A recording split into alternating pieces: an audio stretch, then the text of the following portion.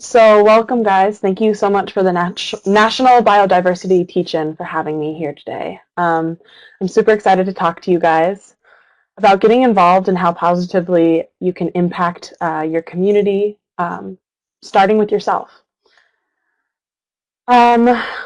Just a few pieces for today. I'm going to talk a little bit about Earth Guardians, who I am a part of.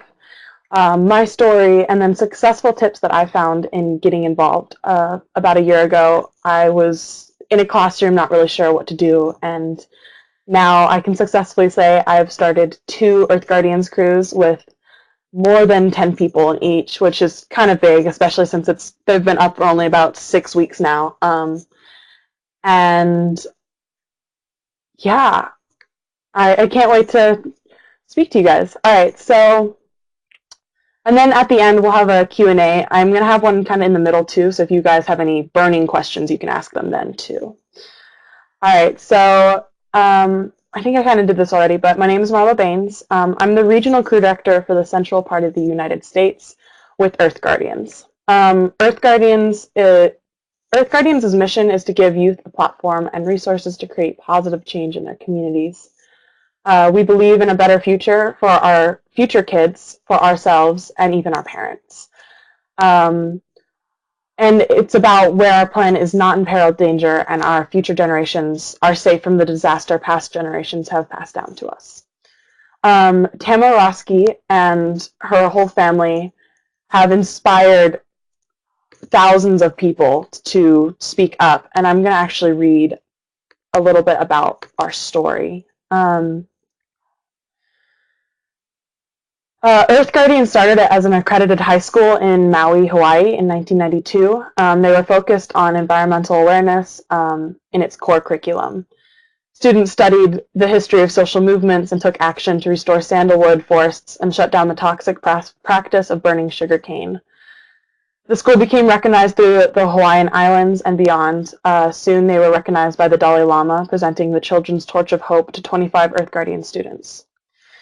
Seeing the need to empower more kids, they actually went on a whole tour of the U.S. and spoke to multiple different schools about how to get involved, and they would perform and share music with everyone. So it was really amazing. After seeing that they needed to share their message more, Tamara moved to Colorado. There, her and her 2 sons, Xiuhtezcatl, started the first ever Earth Guardians crew in Colorado, Boulder, Colorado. And they worked on getting pesticides out of public parks, establishing an environmental fee on plastic bags, advocating for the municipalization of Boulder's energy grid, and helping achieve a 5-year moratorium in Boulder County. They did amazing work. That's actually when I first heard of Earth Guardians, and I was in 4th grade at the time. So I'm actually going to try to show you a video of who Xiuhtezcatl is. He's our youth director. He's one of my inspirations. He's one of my mentors, and I'm so, so grateful to know him and to call him one of my friends. Yeah, we'll see how this works. My name is Xiuhtezcatl. I'm a 14-year-old indigenous environmental activist. So I really got involved in environmental activism when I was 6 years old. That's when I did my first public speaking engagement. I just said a prayer on my native language. I was giving thanks to all the elements, the water, the fire, the earth, the air. I was giving thanks for them to give us life, to give us energy, to give us strength. You're 16. You may be the youngest person on our show. Speaking in Paris at COP21, President Obama honoring him. If I Google your name, thousands and thousands and thousands of entries come up and pages of stuff already in your life. Very, very honored to be here today. It's amazing to look and see almost 200 countries represented here today, because it's really going to take united action from all of us in order to make a difference.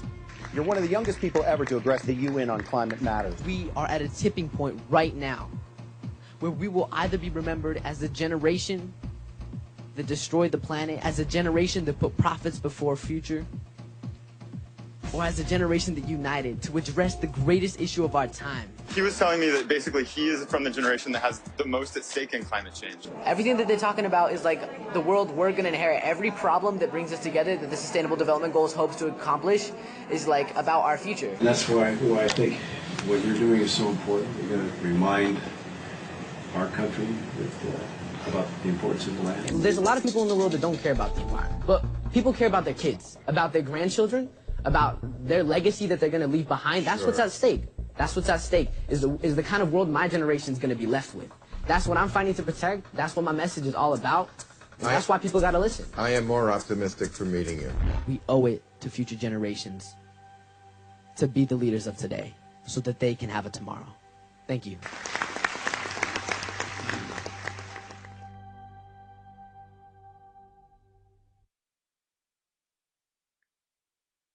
All right, thank you. All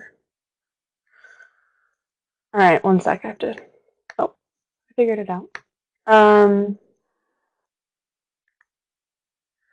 Okay, so yeah, he's very inspiring. Recently, he was on Bill Maher again, and then he was also on the show with Trevor Noah. He released a book called We Rise this past fall. It's really inspiring, and if you guys are interested in reading it, I definitely recommend it.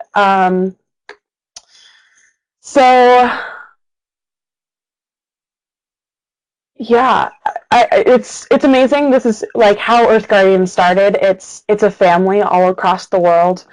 We have crews in Africa and Europe, across the U.S., in Canada and Mexico and South America. It's all across the world. I recently went to Sweden, and we actually met up with the crew there in Sweden, and it was amazing because it was like, oh, you're family. We are all fighting for the same cause. You know, really what I'm passionate about is bringing the youth together and uniting kids from all walks of life for a better future. And I get to work with amazing people like Xiuhtezcatl. So I'm going to just show a quick video just about climate change, just so then we're, you know, on the same page, and there's a few facts in there that are pretty great.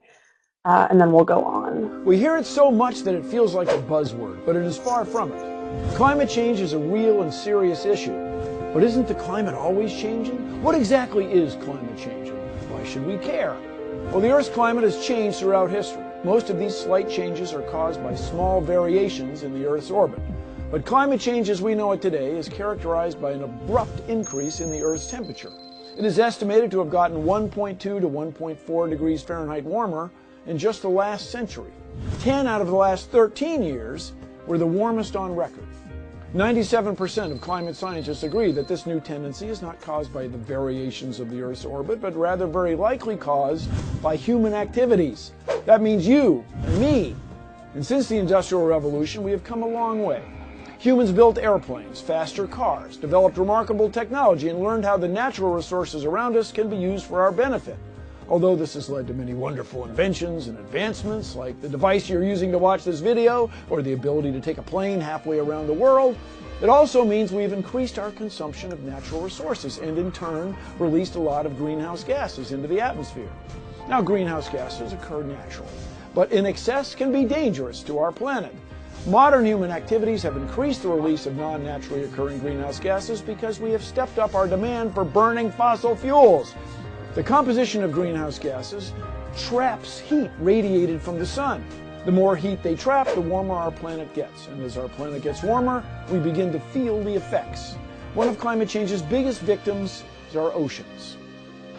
Oceans regulate the Earth's temperature and provide 50% of the Earth's oxygen. Now, climate change has increased the global temperature of the oceans by more than 0.3 degrees Fahrenheit since 1969. Although a warmer ocean might seem inviting to a beachgoer, it actually has devastating consequences for supporting life at sea. One of those consequences is ocean acidification, a direct effect of increased dissolved CO2. Since the late 18th century, ocean surface acidification has increased by 30%. A higher acid content means calcifying species, like oysters and clams and shallow water corals, are at risk, putting the entire ocean food web at risk. This is bad news for the 1 billion people relying on the ocean as its primary source of protein. Climate change has also caused the sea level to rise. Just in the last century, sea levels have risen 6.7 inches, but the rate in the last decade has nearly doubled. Sea levels have risen because as the ocean gets warmer, it swells. On top of that, glaciers and ice sheets are melting. Antarctica lost 36 cubic miles of ice between 2002 and 2005, and since 1994, each year on average, the Earth has lost 400 billion tons from its glaciers. That's like an ice cube 7.5 kilometers on a side, 4 miles on a side, melting and flowing into the sea. When all that ice melts, it fills up our oceans, and just like filling up a bathtub, the shores can't hold all that water, and coastal regions get flooded. Troubling signs of climate change are increased extreme weather events. Natural disasters like floods, tornadoes, and deadly heat waves are more obvious to humans because of their immediate impact and their sharing of the images in the media. Climate change, as we know it today, is change in our Earth's overall temperature with massive and permanent ramifications. Although its consequences can be planet-threatening, scientists still believe there are things we can do on a personal level to help. Recycle and reuse things. Walk or use public transportation to get to work. Turn off your electronics when you're not using them. Eat less meat. While you're at it, eat more locally grown vegetables and foods. And last but not least, spread your knowledge and concerns about climate change with others. When it comes to climate change, the main takeaway is that it's real. And although we are part of the cause, we can also be part of the solution.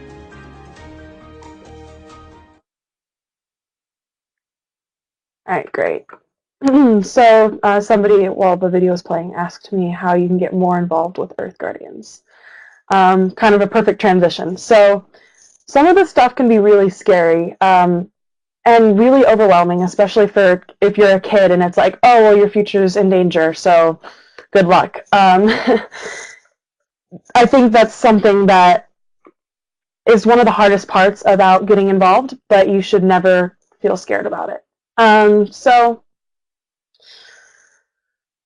at this time, I want to start talking to you about first steps in getting involved. So first of all, I want to talk about the first step is finding somebody who shares a similar interest. I know for me, when I actually went to a public school, I would talk to kids about, our climate or women's rights or equality for all people, no matter what. And I actually would reach out. I reached out to some of those kids and was like, hey, are you interested in possibly starting an Earth Guardians crew? And they came back very positively, and that's how I started my crews, is I started with literally 2 people. So what you would do next is go to the Earth Guardians website, and I'll share that at the end. And you sign up for the newsletters, and then you also sign up saying, like, I want to start a crew, and you'll get a crew packet, and then we'll put you in contact with your regional crew director who will help you establish first steps. I'm going to kind of talk about those next steps too today, so hopefully you can even just take the information for today, sign up with Earth Guardians, and get going. So an organization like Earth Guardians is super helpful. Sometimes there's more local ones that you can get involved with, but that's really up to you, whether you want to go with Earth Guardians or someone else. Then the next step is think of a single focus that you can expand over time, but one thing is a perfect start. It will help you keep your goals, and you'll start seeing more and more stuff that you can build on from that first action. After you kind of do that, one sec, sorry, I totally lost my place. After you do that, you'll kind of start seeing a little bit of a wave. You will put together a little action, and the next step is actually putting together a meeting that you guys can, invite your friends to. I know I did mine at a diner, and then I did another one at a coffee shop. And it's just so then kids don't feel too overwhelmed by what you're doing. You don't want it to just be like a corporation space where you're at a round table and you guys have 5 minutes to speak or whatnot. Really just coming together, talking about what's going on in your communities, and asking everybody, hey, what are you interested in? After that, you should, most likely kids will come back to you and say, this is so exciting. I'm so excited what we're going to be doing. What should we do? Again, in what I was telling you about your first steps in starting a crew, is you need an action. I know for me, I wanted to ask local restaurants to stop using single-use plastic straws. I'm going to kind of use that as an example throughout the whole webinar, so just keep that in the back of your mind. So most of the time I told them, I said, hey, let's get together, let's have a letter writing campaign, invite our other friends, and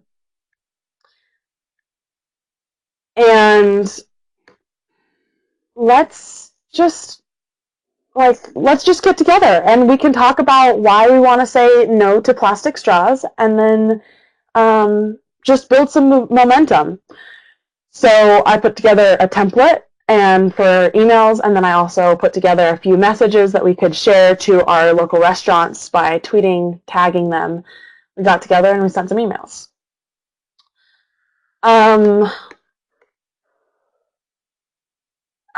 So maybe at this time, I would love it if any students, if you could grab a piece of note paper to write something down. And after you do that, grab a pencil, of course. Write down 2 people's names that you know would be interested in starting something. It could be a friend, your best friend. It could be somebody that you've talked to only in science class or history class. And then after that, think of an issue that's going on in your school. It could be composting. You want to compost in your schools. Maybe it's recycling because you don't even recycle. It could not, and it doesn't always have to be about the environment at first.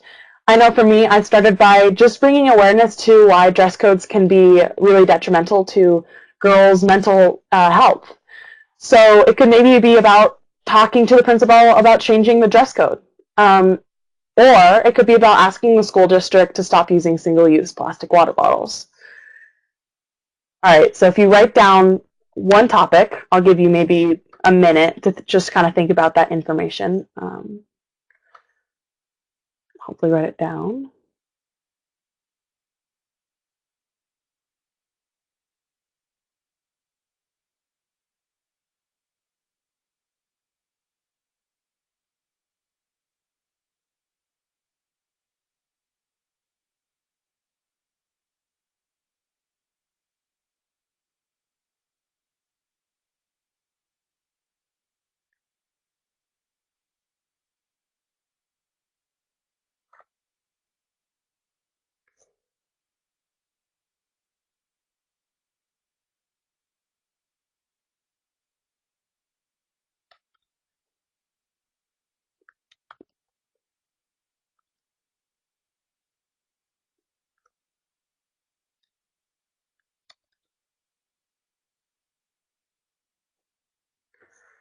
All right, so hopefully you guys have a few names and a few ideas.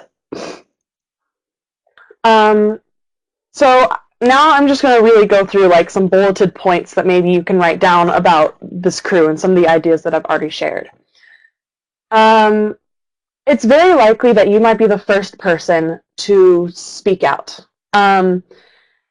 And actually, I'm going to go into a little bit of a story here.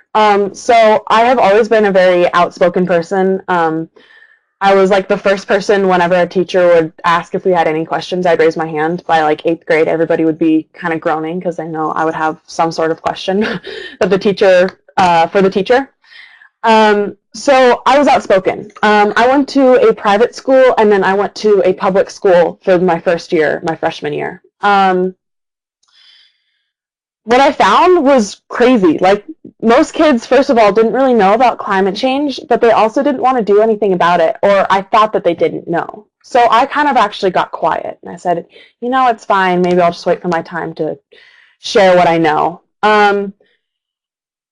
So again, most likely you are the first person who wants to speak out or do something about it. So after a few months of this and being quiet, not really sharing my opinion about climate change or women's rights, I finally posted something on Instagram. Most of you kids, if you're watching, you probably know, like, uh-oh, that might have been interesting. It was interesting. I remember a boy commented on my social media, and he was kind of obnoxious and rude. Like, he was like, why are you speaking out? You sound so triggered. And at first, I wanted to get really, really angry with him and say, you can't stop me. You're, like, mean. Get off my page. But at the same time, I knew I had to be the better person. So actually, my first piece to you guys is actually how to talk to kids who are not on the same page as you, who maybe have different opinions, and how to respond in a very respectful way. So first of all, kids might use the argument that you're not being patriotic. This can be, I know for me it can be hurtful, because I'm a proud American. I'm proud to live in America, and the reason is very specific. So at this time, you really need to become clear about, why are you fighting? What are you passionate about? Why are you doing this work? So for me, just for an example to help you guys out maybe, is I am a proud American because I believe in the ideas of what this country stands for. That our country is for the people, by the people, and of the people. Now, again, we can't forget how our country started, that this country was built by slaves, that Europeans took the Native Americans' land and slaughtered them if they fought back. They oppressed people who weren't white, male, and fit in a particular box. Yet, this all happened, but we all must move on now, and I believe, despite our history, that we can make amends and work with everyone to build an equal country for people of all walks of life. It's that simple. So the second piece that I had to remember before I responded to this boy was I couldn't speak down to them. If somebody is condescending towards you, you are instantly going to write them off and be like, you're awful. So for me, what I also have to remember is you have to be the bigger person. So first of all, be clear on why you are fighting for what you believe in. And the second piece is, why are you doing the work you are doing in your country? The third piece is never talk down to another person with opposing views. So talk to them as an equal. See through their eyes, take a walk in their shoes. Maybe, they might not even know why they're saying what they're saying. And you have to really respect that. We're all just trying to figure out why we're here on this planet anyways. So, kind of what I responded to him. Just a backstory. This post was about me going to Washington, D.C. and me marching in the climate march.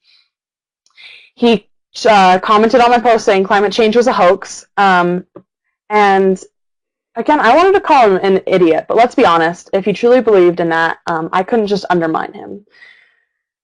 So I responded with a few simple facts. At that time, Colorado was really cold and it was snowing. And so he said, well, if climate change is real, it shouldn't be snowing. I then responded that climate change can still be real and it can still be snowing. It's not that the world is just getting warmer, it's just that our climate's actually just drastically changed. Sometimes we have these superstorms. I mean, if you guys live in the US, you know that we had 3 huge, powerful storms hit our country this year. So the thing that I needed to, the thing that I really, really want to highlight for you guys is be the better person, especially when it comes to your views. That is the underlying base, especially when you're talking to kids about, hey, do you want to get involved with Earth Guardians? So after that, you talk to kids who are passionate, and you come together, and you're like, hey, Let's have a meeting. I would say come up with 3 or 4 project ideas. I know for me, I came up with composting in schools, working on a school dance, and asking local restaurants to stop using single-use plastic straws. In the first meeting, you need to remember that you might have 1 or 2 people, and that's okay. Actually, just another backstory. My first meeting that I ever actually facilitated, only 2 people showed up. And I remember at first being really disappointed because I was so excited to start working on something. And then I remembered that the first piece is actually just getting out there and talking to people personally and saying, hey, are you interested? The next weekend, you might have somebody just asked a great question, and I'll answer that in just a second.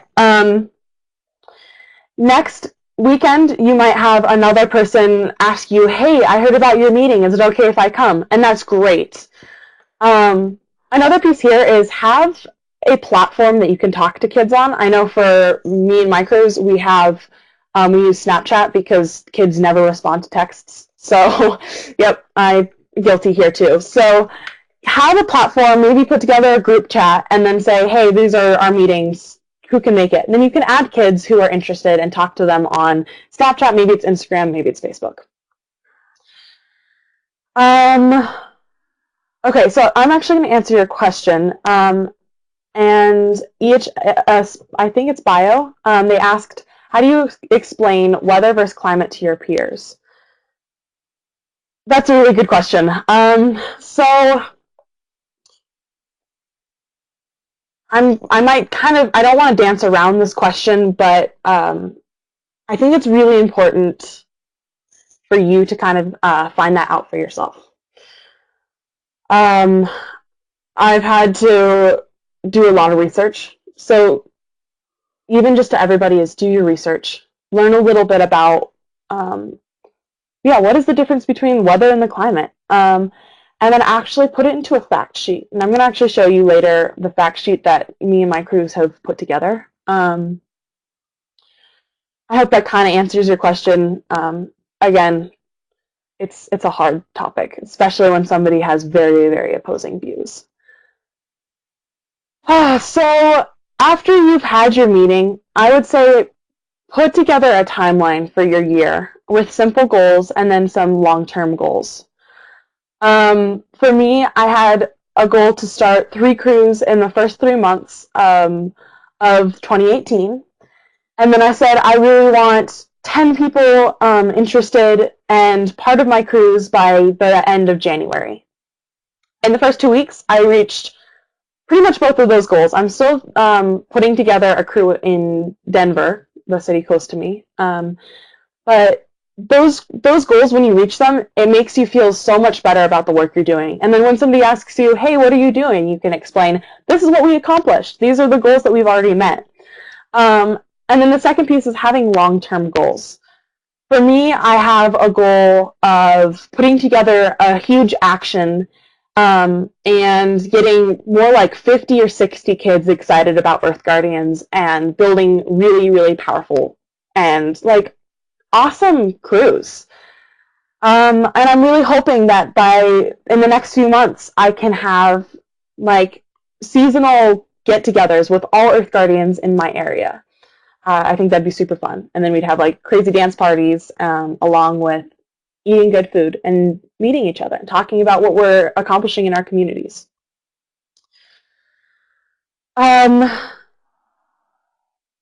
So just to give you kind of an idea to start an action, a good action to start with is actually to ask people to stop using single-use straws. If you guys could maybe type in the chat box, how many of you guys have heard of hashtag Stop Sucking? It was a campaign done by Lonely Whale, and there was quite a few celebrities and lead activists that... okay, great. So somebody said yes.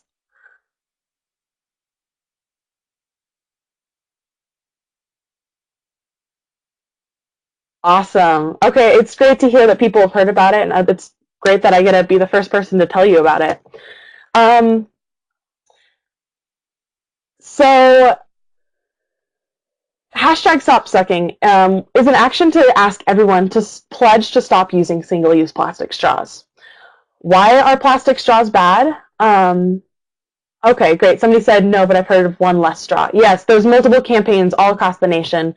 I think Lonely Will is trying to unite all of them, and they're still all working together. I know that here in Colorado, we're working with the Inland Ocean Coalition, I think. And so it's Suck the Straws Out of Colorado. So hashtag stop sucking is talking about, getting rid of single-use plastic straws. Why are plastic straws bad, and why straws? Well, guys, 500 million straws are thrown away daily in the US alone. It's a lot. That's enough to fill up 125 school buses filled with these ugly, toxic tubes that we don't need.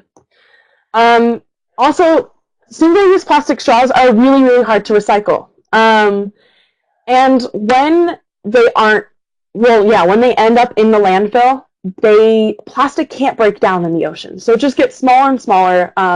It's really it drastically affects our oceans.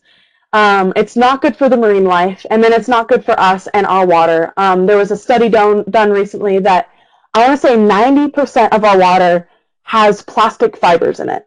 That's really not good, and so we need to start cutting down on that usage, starting with straws. We can move on to plastic cups and other materials later, but we might as well start with straws first. So really great ways is asking people, hey, let's start using paper straws. Compostable straws are not the best option, but if they're the option that you need to use, then great.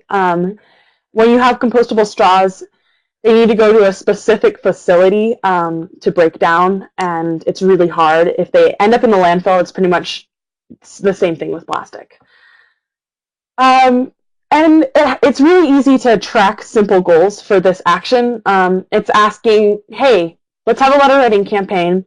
Let's ask 10 restaurants, and hopefully, 7 of them respond saying, let's have a, further conversation about this, or say, that's really great. We'll bring some more awareness around it. Another simple goal is having 10 people pledge to stop using plastic straws as much as possible. Sometimes it can be hard when you're at a restaurant and they just bring you a straw in your water. But then after that, you can say, hey, no more straws for the rest of the table. Okay, so at this time, I kind of want to just see if any of you guys have questions about getting involved, or if there's some more information that you want me to expand on. I'll just take a few minutes. I don't know if you guys want to think about it. I know sometimes I need some time.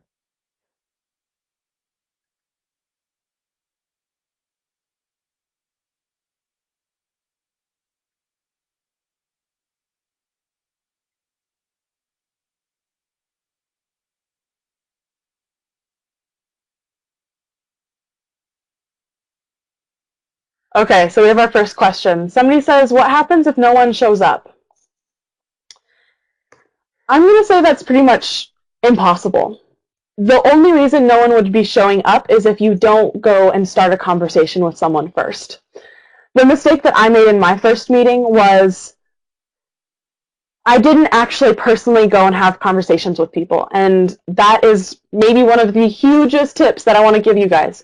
Go have a personal conversation with somebody. Social media is great to, expand to the whole world, but sometimes people think they'll see it. I know I've done this before. They'll see a post saying, hey, come out to this action this week. You go to the action, and then, actually, you don't go to the action because you say somebody else is going to do it, and it's not my problem. If you go and have a personal conversation with somebody, first of all, it's going to make them feel really good that, you thought of them. And then secondly, it just brings a stronger relationship to the crew. I hope that answers your question.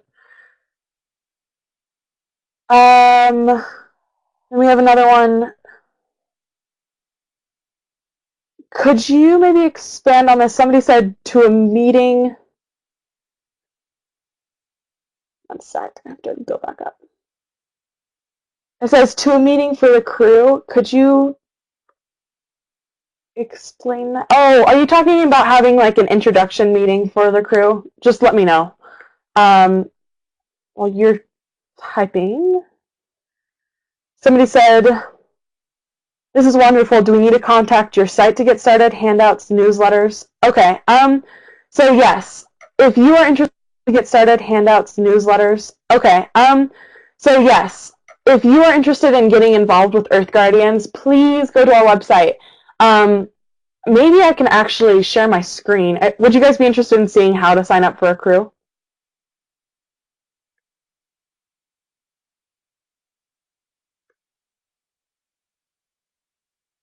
Okay, okay. So let me share my screen one moment. And yeah, I have multiple windows open, but they're all about Google Slides. So, let me go here.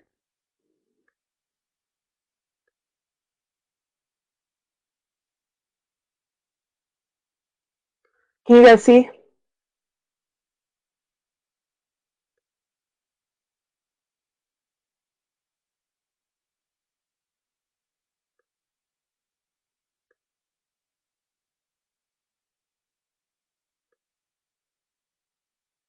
Should I use the co-browser or could I use my screen sharing just so then I could go through it with everybody? Which one's best?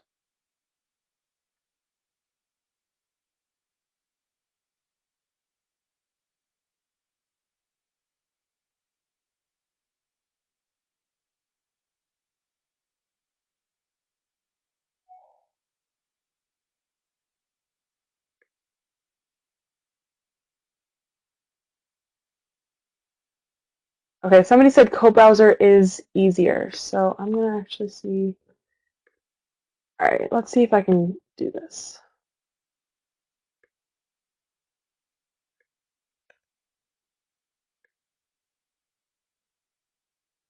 So do I put the address in and then press go? For some reason, this doesn't seem like it's working.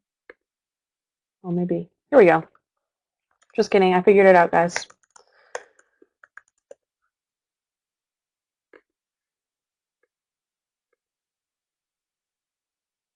Is it gonna work?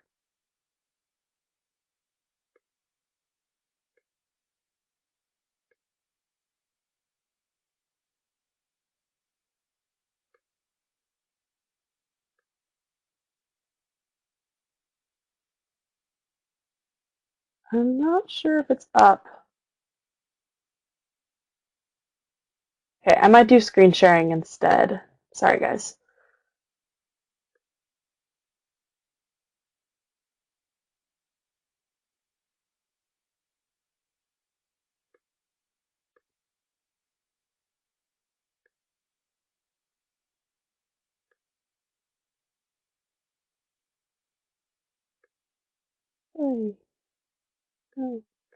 Okay, I'm not sure if this is working or not.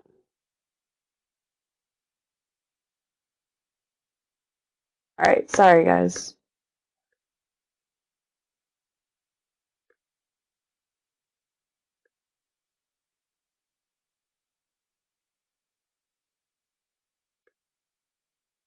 It doesn't seem to be playing right now, so I'm gonna actually try to do screen sharing. We'll see if this works. And then I'll take you through how to go. So let's see, press monitor, connecting.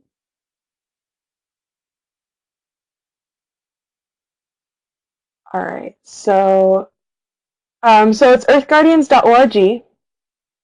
This is the front page. We're actually going to be going through a major update in the next few weeks. We're going to be getting a new crew packet, and then we'll also have some more information up here. We're kind of changing this tagline. We're actually making it we're a community of young activists and artists. Just kind of a cool, cool thing that's going on. Okay, so if you go to take action, do you guys see the screen? Okay, great. You can go down to become an Earth Guardian or pledge to be a climate leader. Or protect our future. There's a bunch of different resources that you can look at, but if you want to become an Earth Guardian, press become an Earth Guardian. You'll see this page. You can read more about the Earth Guardian, who we are, and then you'll see a sign-up page. So you'll write in Marlow Baines, and then your email, marlow@earthguardians.org, give a phone number, and then it'll say, what do you want to learn about? So it could be joining an Earth Guardians crew near me, starting an Earth Guardians crew. My crew participating in a Protect Our Future action volunteering, or just all our latest Earth Guardians news. It'll then ask you about your passions, skills, or questions, and then ask you for your city and state or county, or sorry, country. I'm smart, I promise. After that, you will submit it, and it will go to Earth Guardians Central, where I work. I'm going to turn this off real quick. All right. And we will put you in contact with we'll put you in contact with your local regional crew director. So if any of you guys live close to Colorado, you'll be put in contact with me, which will be cool. I hope to meet more of you guys. Yes, thank you. Somebody just shared the earthguardians.org and the link. And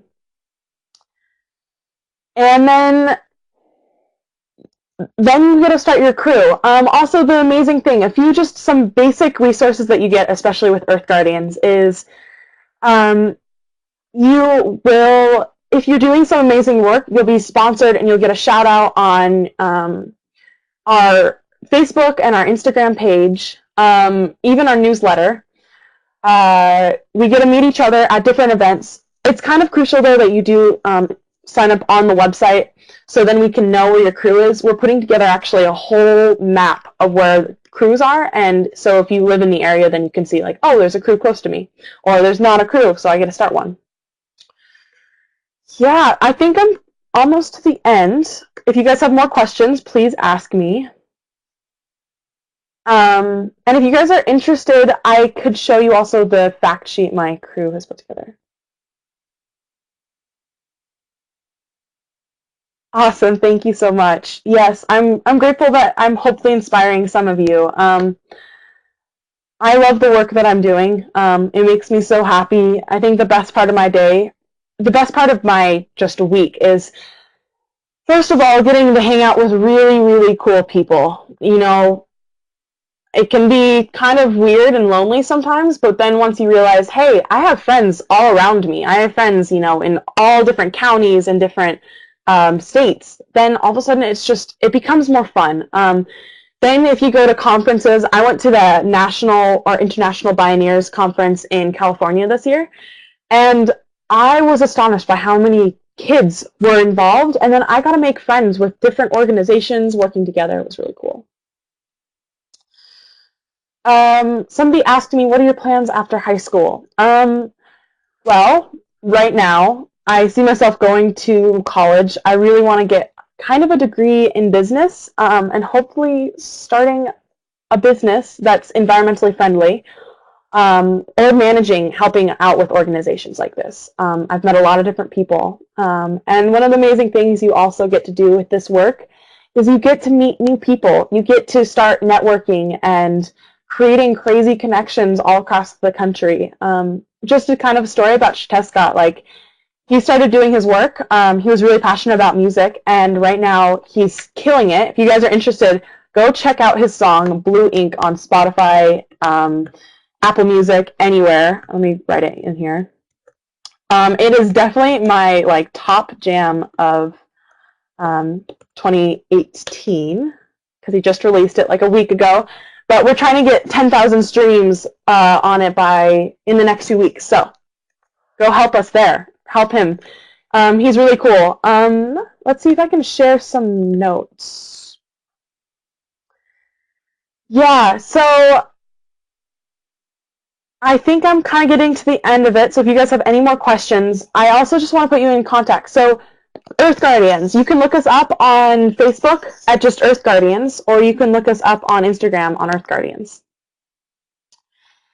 Yes, I will be continuing to be part of Earth Guardians, I think, for as long as possible. The amazing thing is, yes, it's a youth-led organization, but once you you know, become older, become more of an adult, you become more of a mentor for the kids around here. So I'll be helping my work, you know, in 10 years, I see myself mentoring other kids and really inspiring them to start crews.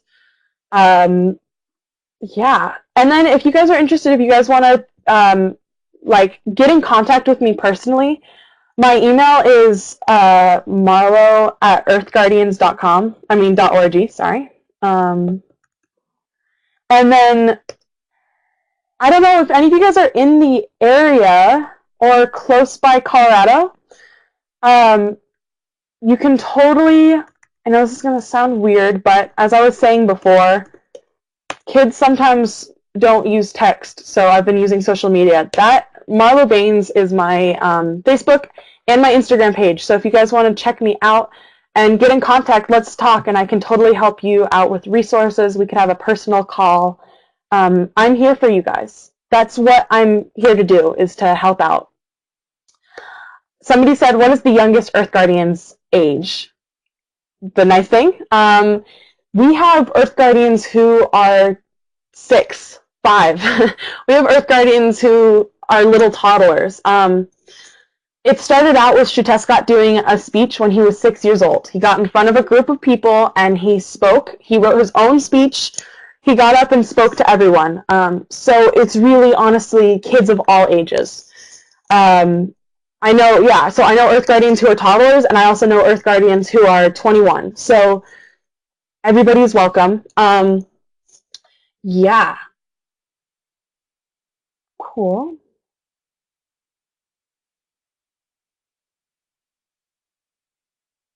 Yes, of course. Thank you so much for coming. Yeah, we'll be wrapping this up. Any last questions? Ask me.